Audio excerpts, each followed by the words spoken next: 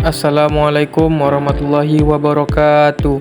Laporan Praktikum Botani Umum dengan saya Muhammad Alina Farin, NIM 2502036, dosen pengampu Salmiati MPD PhD, Program Studi Agroteknologi, Institut Teknologi Perkebunan Pelalawan Indonesia. Pendahuluan latar belakang. Melalui praktikum jaringan tumbuhan, mahasiswa dapat mempelajari secara langsung berbagai jenis jaringan yang terdapat pada tumbuhan, seperti jaringan meristem, jaringan permanen, jaringan penyongkong, dan jaringan pengangkut. Pengamatan ini dilakukan menggunakan mikroskop untuk melihat struktur seluler yang tidak dapat diamati secara kasat mata.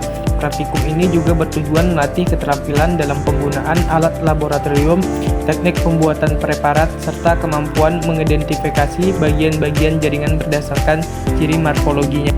Tujuan praktikum, mahasiswa mampu mengenali berbagai jaringan penyusun organ tumbuhan baik berdasarkan letak, bentuk maupun fungsinya dengan menggunakan mikroskop cahaya dan pewarnaan sederhana dan untuk mengenali ciri-ciri morfologis dan anatomi dari berbagai jaringan tumbuhan seperti jaringan meristem, parenkim, kolenkim, xylem, dan flow.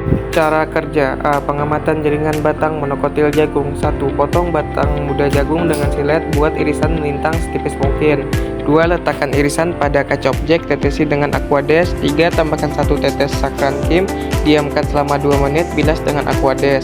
4. Tutup dengan kaca penutup, amati dengan mikroskop. 5. Identifikasi jaringan epidermis, korteks, sakrankim, berkas pengangkut xylem dan phloem yang tersebar. B. Pengamatan jaringan batang dikotil bayam. 1. Buat irisan melintang tipis batang dikotil. 2. Letakkan di kaca objek, tetesi campuran sakrankim, tambah last grain. 3. Tutup dengan kaca penutup, amati dengan mikroskop. 4. Identifikasi susunan jaringan epidermis, korteks, phloem, cambium, xylem, dan empelor. C. Pengamatan jaringan akar monokotil dan dikotil. 1. Buat irisan melintang akar muda. 2. Letakkan di kaca objek, tetesi sakrankim, tutup dengan kaca penutup. 3. Amati mikroskop, perhatikan epidermis, korteks, and phloem. 4. Bandingkan perbedaan pola xylem, phloem, monokotil melingkar dan dikotil menyelang.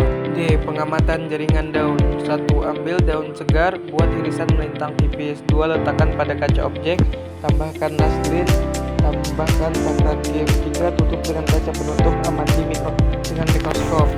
4. Identifikasi jaringan epidermis, atas, bawah, mesofil, preside, spons, serta berkas pengangkut xylem dan phloem. Hasil pengamatan akar jagung. Hasil pengamatan jaringan tumbuhan di bawah mikroskop menunjukkan adanya beberapa jaringan utama. Epidermis tampak sebagai lapisan terluar yang melindungi organ tumbuhan. Di bawahnya terdapat parenkim dengan sel berdinding tipis yang berfungsi untuk menyimpan cadangan makanan dan air. Terlihat pada kolenkim dan saklenkim sebagai jaringan penguat yang memberi kekuatan pada tumbuhan. Selain itu, xylem dan phloem tampak membentuk berkas pengangkut. Xylem mengalirkan air dan mineral dan akar ke daun, sedangkan phloem mengadarkan hasil fotosintesis. Semua jaringan tersebut bekerja bersama untuk menunjang pertumbuhan, kekuatan, dan kelangsungan hidup tumbuhan. Hasil batang bayam. Hasil pengamatan batang bayam di bawah mikroskop menunjukkan struktur jaringan yang tersusun rapi. Lapisan terluar adalah epidermis yang berfungsi melindungi batang. Di bawahnya terdapat korteks yang terdiri dari sel parenkim berdinding tipis sebagai tempat penyimpanan makanan dan air. Terlihat juga jaringan penguat kolenkim yang memberi kekuatan pada batang. Di bagian tengah terdapat berkas pengangkut yang tersusun atas xylem dan phloem. Xylem berfungsi mengalirkan air dan mineral, sedangkan phloem mengalirkan hasil fotosintesis. Struktur ini menunjukkan bahwa batang bayam memiliki jaringan lengkap untuk mendukung pertumbuhan dan transportasi zat dalam tubuh tumbuhan.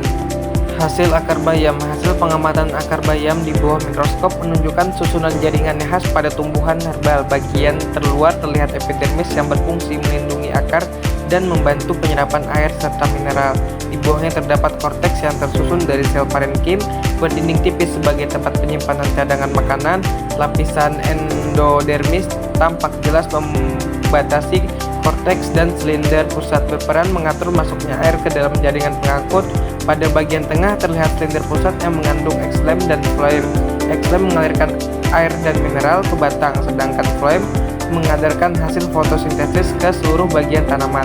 Struktur ini menunjukkan bahwa akar bayam memiliki jaringan lengkap untuk menunjang fungsi penyelamatan dan transportasi zat. Hasil daun mangga. Hasil pengamatan daun mangga di bawah mikroskop menunjukkan susunan jaringan yang khas pada daun dikotil. Lapisan terluar adalah epidermis atas dan epidermis di bawah yang berfungsi melindungi jaringan di dalam daunan. Di antara keduanya terdapat mesofil yang terbagi menjadi jaringan flaccid dan jaringan spons. Jaringan flaccid berisi banyak kloroplas dan berperan utama dalam proses fotosintesis, sedangkan jaringan spons berfungsi sebagai tempat pertukaran gas. Selain itu terlihat berkas pengangkut yang terdiri dari xylem dan phloem. Xylem pengangkut air dan mineral dari akar, sedangkan phloem mengadarkan hasil fotosintesis ke seluruh bagian tumbuhan. Struktur ini menunjukkan bahwa daun mangga berfungsi optimal untuk fotosintesis dan pertukaran gas. Hasil batang jagung. Hasil pengamatan batang jagung di bawah mikroskop menunjukkan susunan jaringan yang khas pada tumbuhan monokotil. Lapisan terluar adalah epidermis yang berfungsi melindungi batang dari kehilangan air dan kerusakan luar. Di bawahnya terdapat jaringan parenkim yang berbentuk bulat, besar dan berfungsi sebagai tempat penyimpanan makanan dan air. Terlihat pula berkas pengangkut yang tersebar di seluruh bagian batang, terdiri dari xylem dan phloem. Xylem mengangkut air serta mineral dari akar ke daun, sedangkan phloem mengadarkan hasil fotosintesis ke seluruh bagian tumbuhan. Tidak ditemukan kambium di antara xylem dan phloem, sehingga batang jagung tidak mengalami pertumbuhan sekunder. Struktur ini menunjukkan ciri khas batang monokotil yang kuat, lentur, dan efisien dalam transportasi zat.